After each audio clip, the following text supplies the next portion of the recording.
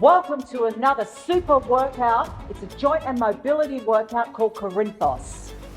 We're working with double and single kettlebell, but you can always use single kettlebell as well in the alternatives. Awesome workout, guys. Something that I really needed today. All that mobility, that flexibility, getting those hips working and opening up that thoracic area. It was really good.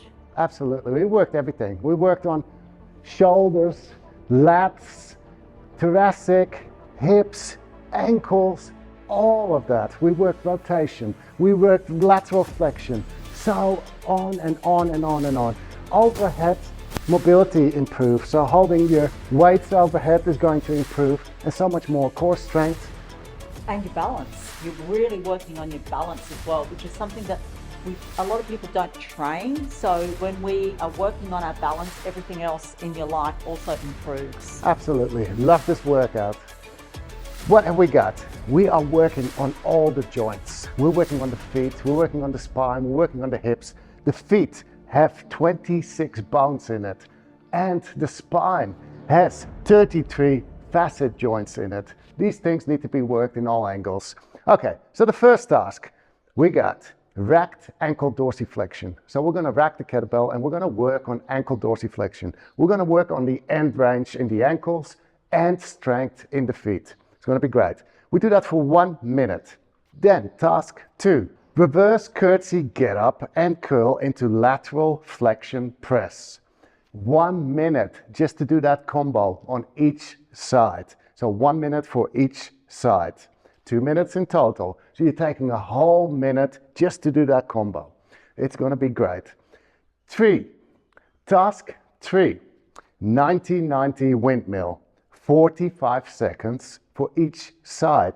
So you see the pattern. We're taking a lot of time to just slowly move through these movements and work on range of motion.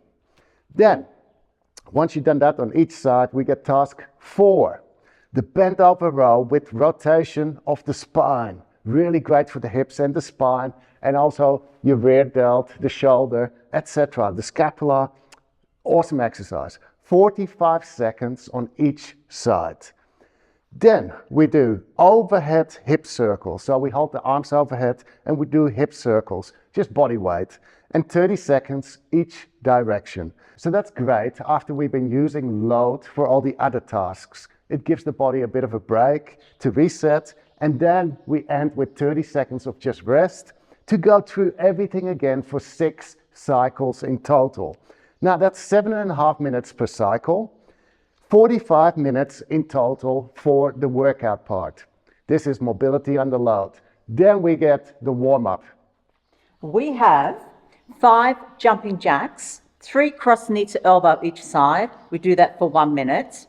Then we go into 3 squats, 2 arm circles each direction for 1 minute.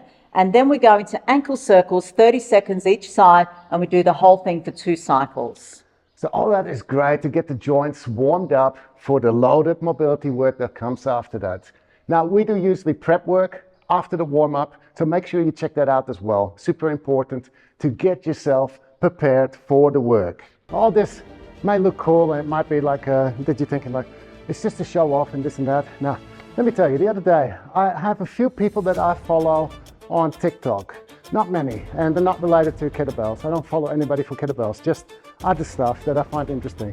And there was this guy, he's super ripped, lots of muscles, and he had a podcast in which he spoke the truth that he was just ruining his body, and he was doing 5 years every day, just doing stuff that people wanted to see on TikTok. And he looked ripped, but he told the truth, and his body didn't respond as it should have, and he just kept going, and he basically ruined himself. So in his 50s now, and he just regrets what he did. Why am I saying all this? Because the stuff that we do is not to look cool. Yes, of course I want to look cool, and of course I'd like a six-pack, and of course I'd like big guns, but I don't. But I move pretty good. I feel like I move good. I have no pains, no aches or pains. I'm over 50, Anna's over 50, she moves nimble, chasing chickens, etc. So, you know, that's our goal, just to keep those hips moving and every day listening to our body. going through range of motion and working on that end range, going further and just working on joint strength. All those things, not to look cool, but to be able to move, longevity. Having balance and your flexibility and being agile, especially as we get on in the years, is so important. Just, we need to do these workouts, not just, you don't have to do it in a workout, but make sure you do your mobility and flexibility as well. Absolutely. And don't start when you're in your 50s. Well, if you haven't done anything with your life up until now, it's never too late to start. No, that's not what I mean. I mean, like, I started doing this even way back. It's not like, oh, I'm 50 now and I'm older and I need to start doing this. I've always pretty much focused on all these things, and so should you. Of course, you're never too old to start. But what I'm saying is, if you're 30 now, don't wait till you're 50. If you're 40 now, don't wait till you're 50. Start now. And leave your ego at the door. Like, I used a very light weight today, but I'll tell you what, it was a very taxing workout. It was great. Absolutely. And don't let anybody fool you. Time under tension, control, lightweight, super good on the body, and it doesn't make you a wuss.